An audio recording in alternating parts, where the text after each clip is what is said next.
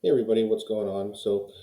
Today I just wanted to talk a little bit about RFK Sr. Now, I've been talking a lot about his son, RFK Jr. As you all know, he's running for president. Um, I just kind of wanted to do a little bit of a deeper dive, not just on RFK Jr. I know I talk about him a lot. I'm sure you guys are sick of it, but I do want to also spend some time talking about his dad. Before I made this video, I was just watching a very interesting documentary, kind of talking about what could have been if RFK Sr. Wasn't assassinated and how good of a president would he have been. So there's just a little clip here that I want to share with you guys about RFK Jr. kind of talking. The video is called Mindless, Menace of Violence. Right, so it's more like a pro peace and the violence kind of a speech. And I just want to kind of show this because I think it's really important. I also think it plays a part of essentially why he was assassinated. Because again, what they want to do is they want to continue the wars, they want to continue the divide, they want to continue the transfer of wealth over to their buddies, their rich corporate buddies, and a guy like this just wouldn't let it happen. So I just want to play this video really quick and then we'll talk about it after.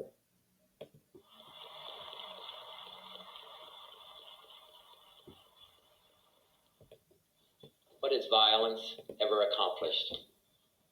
What has it ever created? No martyr's cause has ever been stilled by an assassin's bullet. No wrongs have ever been righted by riots and civil disorders. A sniper is only a coward, not a hero. And an uncontrolled or uncontrollable mob is only the voice of madness, not the voice of the people. Among free men, said Abraham Lincoln, there can be no successful appeal from the ballot to the bullet. And those who take such appeal are sure to lose their case and pay the cost. Violence breeds violence. Repression breeds retaliation. And only a cleansing of our whole society can remove this sickness from our souls. For there is another kind of violence, slower, but just as deadly destructive as the shot or the bomb in the night.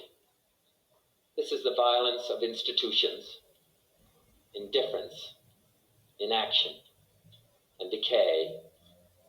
This is the violence that afflicts the poor, that poisons relations between men because their skin has different colors.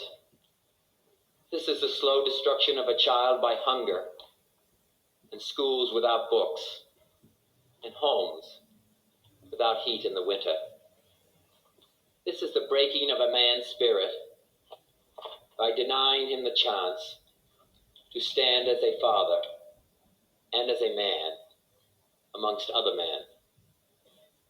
But we can perhaps remember, if only for a time, that those who live with us are our brothers, and surely we can begin to work a little harder to bind up the wounds among us and to become in our hearts brothers and countrymen once again.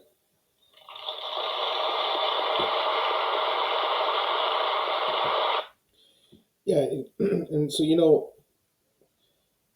this is kind of like a lot of what his son is saying, right? Like heal the divide. We don't need violence. We need a peaceful revolution. And the establishment, the status quo, the CIA, and the military-industrial complex, Lyndon Byers Johnson, all hated this guy because of things like that, because he wanted real change. And that's why they took him out, just like they took his brother out.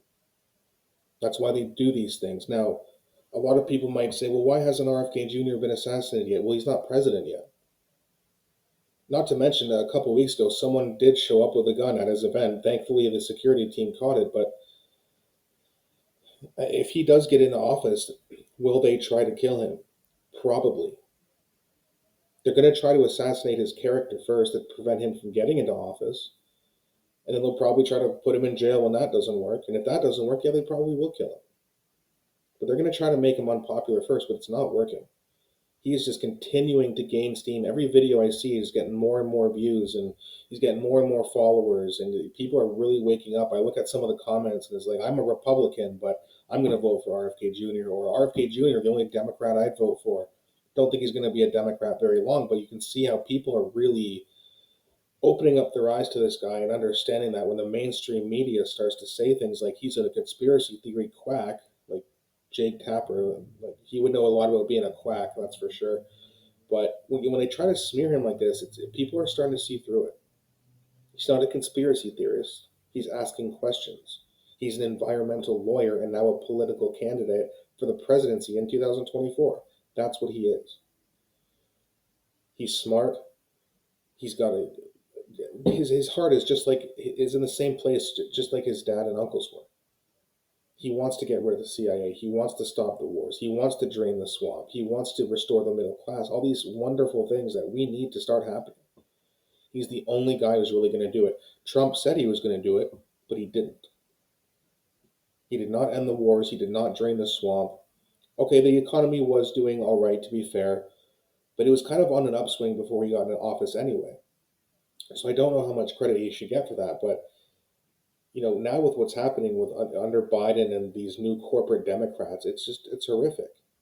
And RFK Jr., this man's son, is here 55 years later after his dad was killed, and 60 years after his uncle was killed, to say, you know what, enough's enough, and we need change, and we need to heal this country. We need to heal the divide. The average person needs to start living better and happier lives. Because a lot of people right now are miserable. I'm sick and tired of seeing it.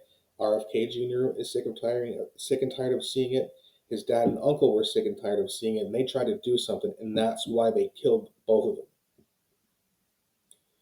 So we have to make sure that not only do we support RFK Jr. as much as possible, but we also need to make sure that he's protected. Unfortunately, I can't do it myself, but he needs a very, very strong and powerful security team of people that he trusts dearly.